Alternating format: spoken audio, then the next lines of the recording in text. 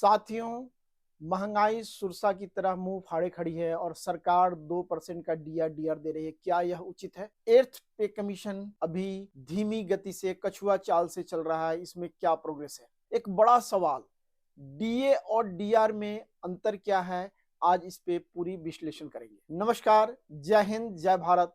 Defence reality group के defence welfare news पे आपका स्वागत है। और आज का खास मुद्दा हमारा है डीए और डीआर। सबसे पहले जनवरी 2026 से डीए डीआर जो बढ़ रहा है उसका कितना फायदा होगा, क्यों जरूरी है, और सबसे बड़ा सवाल जो हमारे पास बहुत सारे साथियों ने किया हुआ है कि डीए और डीआर में अंतर क्या है। सबसे पहले हम बात करेंगे डीए पर। DA for DNS announce. जो एक महंगाई बढ़ रही है, विशेष करके यह केंद्रीय कर्मचारी जो सर्विंग है, जो स्टेट गवर्नमेंट के कर्मचारी हैं, जो पीएसयूज में काम कर रहे हैं, उनके लिए डीए मिलता है ताकि जो महंगाई बढ़ रही है, जो उनकी जरूरतें बढ़ रही है, समय के अनुसार उसका समन्वय हो सके। अब डीआर पे बात करेंगे। डियरनेस रिलीफ यह दिया जाता है पेंशन धारकों को, और आज के समय में डीए और डीआर एक समान है और दोनों पे एक समान ही बढ़ोतरी होती है। साथियों, जनवरी 2026 से डीए और डीआर बढ़ा के 60% कर दिया गया है। इसका फायदा सभी सर्विंग कर्मचारी एवं पेंशन धारक एवं उनके आश्रित परिवारों को मिलेगा। डीए डीआर बढ़ने का विशेष करके फायदा आने वाले समय में जो एर्थ पे कमीशन है, जब उसमें मर्जर होगा तो उसमें बेनिफिट होने वाला है, और इसका फायदा करोड़ों केंद्रीय कर्मचारी एवं पेंशन धारकों को होने वाला है। डी और डीआर केवल एक संख्या नहीं है, परसेंटेज नहीं है। इसकी बढ़ोतरी आपके डेली के जेब खर्चों पे, जो आपके घर के राशन, आपके जो हम बात करें हाउस होल्ड जो फैमिली की नीड है उसके ऊपर पड़ता है। और महंगाई की जो त्वरित गति है, रेट है बढ़ रही है, उसके साथ डीए और डीआर अनिवार्य है और मिलना चाहिए।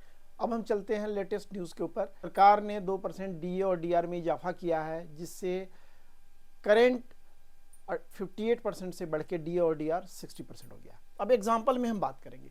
फॉर एग्जाम्पल, आपकी सैलरी 50,000 पर मंथ थी, तो 2% बढ़ने का मतलब है कि 1,000 रुपये पर मंथ आपकी सैलरी में इजाफा होगा। अगर किसी पर्सन की 25,000 की पेंशन है तो उसके ऊपर 2% मीन्स 500 का पर मंथ का इजाफा होगा। लेकिन क्या यह कम नहीं है? जिस दर से महंगाई बढ़ रही है, महंगाई लगभग 6 से 8% है जो हम इंडेक्स को कैलकुलेट करते हैं, लेकिन एक्चुअल महंगाई 10 से 12% के ऊपर है, और उसमें 2% का इजाफा देना ऊंट के मुंह में जीरा है। साथियों, डीए और डीआर साल में 2 बार बढ़ता है, और जो महंगाई की दर है जो सरकार दिखा रही है, एक्चुअल महंगाई 10% के ऊपर है, और उसमें 2% का डीआर डीआर देना कहीं ना कहीं एक केंद्रीय कर्मचारी एवं पेंशन धारकों के साथ अन्याय है। उनकी जो जेब पे बोझ पड़ने वाला है। जहां तक इस सवाल है 2% डीए डीआर क्यों आया, तो कहीं ना कहीं कनेक्ट करता है सरकार की सोच पर कि एर्थ पे कमीशन में डीए डीआर को मर्ज करना पड़ेगा, जिसके कारण उनके सरकारी खर्चों पे बोझ बढ़ेगा। लेकिन यह निदान नहीं है। केंद्रीय कर्मचारियों की जेब पे एक बड़ा बोझ पड़ रहा है इसके कारण, और यह सोचने की समझने की जरूरत है। इस पे आप अपनी राय जरूर दें ताकि आपकी बात सरकार तक पहुंचे, और हम कोशिश कर रहे हैं कि आपकी बातों को सेना मुख्यालय तक आगे बढ़ाएं। 8वें पे कमीशन को इम्प्लीमेंट होना था 1 जनवरी 2026 को। डेट निकल चुकी है, अभी तक प्रोग्रेस क्या है पता नहीं चल पा रहा है।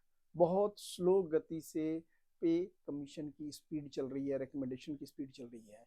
यह कब तक आएगा, सरकार इस पे क्या कर रही है, इसके बारे में आगे बात करेंगे और इसको अपडेट करेंगे। साथियों, आई होप आपको पता चल गया होगा कि डीए और डीआर में डिफरेंस क्या है, यह बढ़ता क्यों है, इसकी जरूरत क्या है। आपको लगता है कि इस पे बात करना है तो अपनी राय जरूर डालें और इस चैनल को शेयर करें। अब हम बात करेंगे विशेष करके 8वें पे कमीशन के ऊपर, जिसका एक लंबा इंतजार हो रहा है। सरकार कब जागेगी, कब इस पे स्पीड बढ़ेगी, ताकि केंद्रीय कर्मचारी एवं पेंशन धारकों को राहत मिल सके। साथियों, आज की खास अपडेट थी डीए और डीआर पर।